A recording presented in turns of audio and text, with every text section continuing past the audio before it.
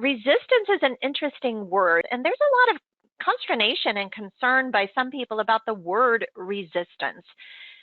It seems so negative and it has such a negative connotation on some cases, but I want to put forward for you a really simple definition of resistance. To me, this just amplifies the importance of using that word. It's just the act or instance of opposing, and it's opposing for lots of reasons. I want to start, first of all, by just unpacking a tiny bit of the nature of resistance and the importance of not underestimating the power of comfort with how things are today. If there are some of you in the attendee group who have neuroscience or psychology background or behavioral sciences, or even some of the social sciences, if you have any kind of background, you know when you unpack the brain science behind change, there are basically both physiological and psychological impacts associated with the natural anxiety and fear that change introduces. The key takeaway message that Prosci talks about is just acknowledging, recognizing, and quite honestly, welcoming that natural reaction to change. So from a practitioner perspective or a change leader perspective, the goal is to mitigate, not eliminate, all resistance. Resistance is a very important signal to us.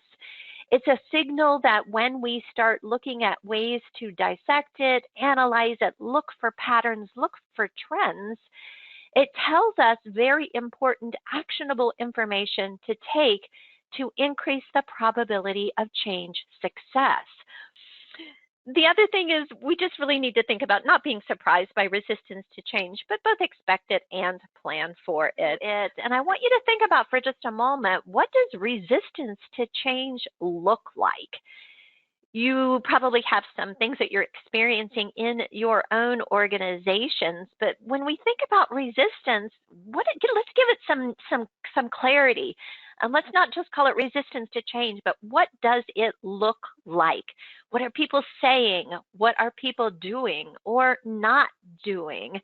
How are they engaging or not engaging? What are those behavioral indicators of resistance?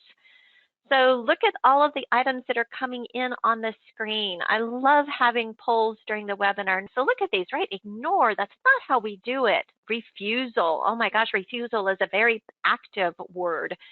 Others have given more passive words: anger, reluctance, confusion, lack of understanding. Holding information back, right? Those protective mechanisms. At the end of the day, in many cases, these are our fight or flight responses to things that feel like threats.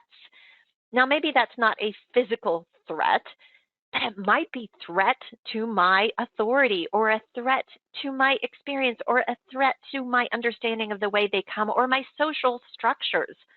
All of these things that sit underneath of the concept of resistance.